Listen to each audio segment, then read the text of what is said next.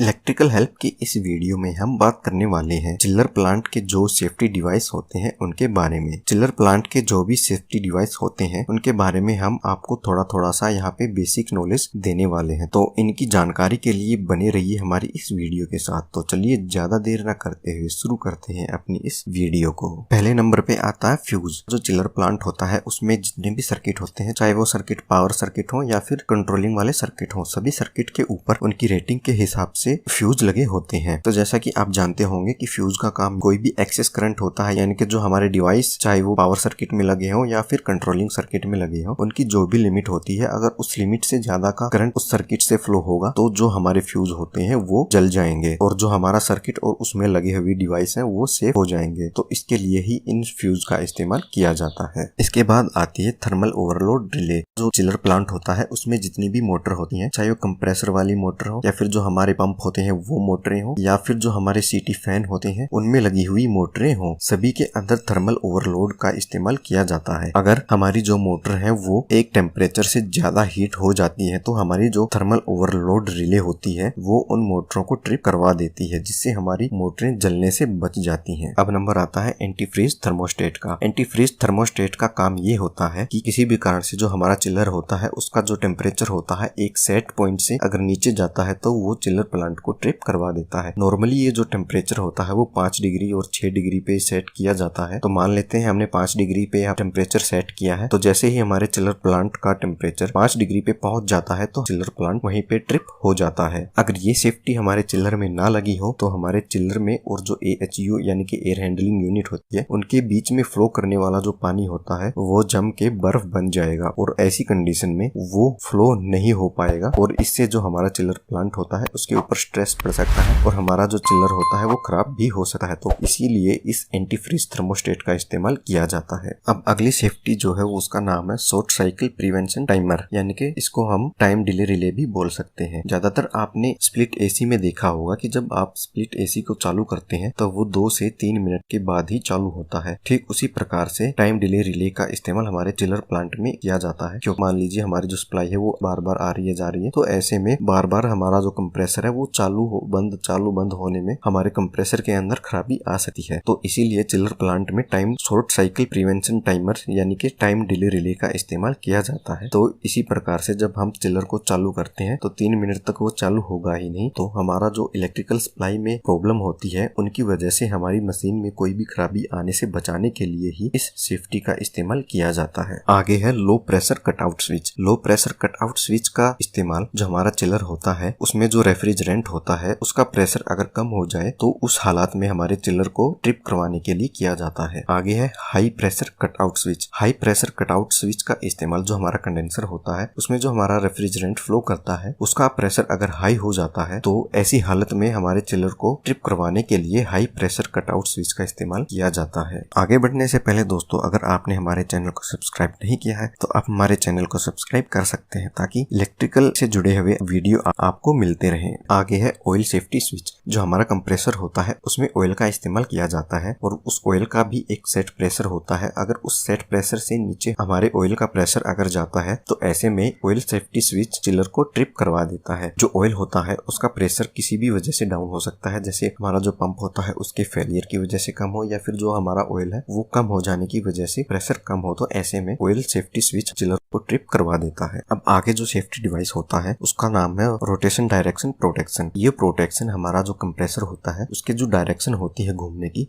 वो कहीं उल्टी ना हो जाए, इससे प्रोटेक्ट करने के लिए लगाया जाता है। आपने देखा होगा कि चिल्लर के जो कंप्रेसर होते हैं उनपे एक एरो छपा होता है, वो एरो कंप्रेसर की मोटर की डायरेक्शन को बताता है। अब जैसे कि हमारी जो मशीन है वो उसमें 3 फेस की मोटर लगी हुई है और मान लीजिए पीछे से किसी ने जो फेस होते हैं उन फेस को आपस में इंटरचेंज कर दिया है, तो ऐसे में जो मोटर होती है उसकी डायरेक्शन बदल जाती है। तो इस कारण से जो उसमें पंप्स वगैरह होते हैं वो सही से काम नहीं कर पाते हैं और जो पंप है वो सही से काम नहीं कर पाएंगे तो हमारा जो ऑयल होता है उसका प्रेशर भी सही से नहीं बन पाएगा। तो इसी चीज से बचाने के लिए रोटेशन डायरेक्शन प्रोटेक्शन का इस्तेमाल किया जाता है। अब आगे आता है इंटरलॉक। आपने पहले भी सुना होगा, ये हर जगह यूज किया जाता है, हमारे सर्किट ब्रेकरों में भी इस्तेमाल किया जाता है। ये हमारे चिलर प्लांट में इसीलिए इस्तेमाल किया जाता है कि जो भी हमारी मशीन लगी होती है हमारे प्लांट में, जैसे कि कंडेंसर पंप है, हमारा चिल्ड वाटर पंप है, प्राइमरी पंप है, सेकेंडरी पंप है और एएचयू है, ये एक सीक्वेंस में चालू होने चाहिए। उदाहरण के लिए मान लेते हैं हमने पहले एएचयू चालू करना है, उसके बाद सेकेंडरी, उसके बाद प्राइमरी और उसके बाद सीटी फैन और उसके बाद जो हमारा चिलर प्लांट है उसको हमें चालू करना है। तो ऐसे में अगर इंटरलॉकिंग वहां पे होगी तो जो ये हमारा सीक्वेंस है उस सीक्वेंस में ही हम इसको चालू कर सकते हैं। अगर हम इस सीक्वेंस को फॉलो ना करके किसी दूसरे डिवाइस को बटन दबा के पहले चालू करने की कोशिश करेंगे तो भी वो चालू नहीं हो पाएगा। तो एक सीक्वेंस को मैनेज करने के लिए हम इंटरलॉक सिस्टम का इस्तेमाल करते हैं। अब आगे आता है फ्लो स्विच। फ्लो स्विच हमारी जो चिलर लाइन होती है और कंडेंसर लाइन होती है, इन दोनों में ही इस्तेमाल किया जाता है। इन दोनों लाइन में पानी का जो प्रेशर होता है वो किसी भी कारण से कम हो जाता है, तो जो ये फ्लो स्विच होते हैं ये हमारे जो मशीन होती है उसको ट्रिप करवाने का काम करते हैं। इससे आगे आता है fusible plug in liquid receiver. जो हमारा चिलर होता है उसमें जो लिक्विड है उसका टेम्परेचर एक लिमिट से ऊपर हो जाता है, तो हमारे जो ये फ्यूजेबल प्लग होते हैं ये फ्यूज हो जाते हैं और वहां से जो लिक्विड होता है वो रिलीव हो जाता है। तो ऐसे में किसी भी ब्लास्ट होने की स्थिति से बचा जा सकता है। तो हमारे लिक्विड की वजह से इन ब्लास्ट को रोकने के लिए ही इन फ्यूजेबल प्लग का इस्तेमाल किया जाता है। आगे आता है pressure relief valve in liquid receiver. जो हमारा कंडेंसर होता है उसके अंदर जो भी रेफ्रिजरेंट होता है उसका प्रेशर अगर एक लिमिट से ऊपर हो जाएगा तो जो ये हमारी प्रेशर रिलीफ वाल्व होती है वो फट जाएगी। जैसे कि हमारे प्रेशर कुकर में भी एक सीटी से अलग एक वाल्व लगी होती है, कुछ उसी तरह से ये भी काम करती है। अगर प्रेशर एक लिमिट से ज्यादा हो जाएगा तो वो फट जाएगी और प्रेशर वहां से रिलीज हो जाएगा, साथ ही जो हमारी मशीन है वो भी ट्रिप हो जाएगी। तो बढ़े हुए प्रेशर की वजह से किसी बड़े धमाके को रोकने के लिए ही इन प्रेशर रिलीफ वाल्व का इस्तेमाल किया जाता है। आगे आता है एक्यूमुलेटर। एक्यूमुलेटर का इस्तेमाल हमारी जो सक्शन लाइन होती है उसमें कंप्रेसर के पास किया जाता है। इसका इस्तेमाल कंप्रेसर में किसी भी तरह के लिक्विड को जाने से रोकने के लिए किया जाता है, लेकिन ये वाला सिस्टम आपको सभी मशीन में नहीं मिलेगा, ये किसी मशीन में ही देखने को मिलता है। आगे आता है refrigerant detector in plant room with alarm. हमारा जो प्लांट रूम होता है उसमें डिटेक्टर लगे होने चाहिए कि हमारा जो रेफ्रिजरेंट है वो कहीं लीक हो जाए तो वो उसको डिटेक्ट कर सके और हमें पता चल जाए। जिस तरह से हम फायर अलार्म का इस्तेमाल करते हैं उसी तरह से ये रेफ्रिजरेंट डिटेक्टर भी इस्तेमाल किए जाते हैं। आगे आता है लो रेफ्रिजरेंट अलार्म, जो कि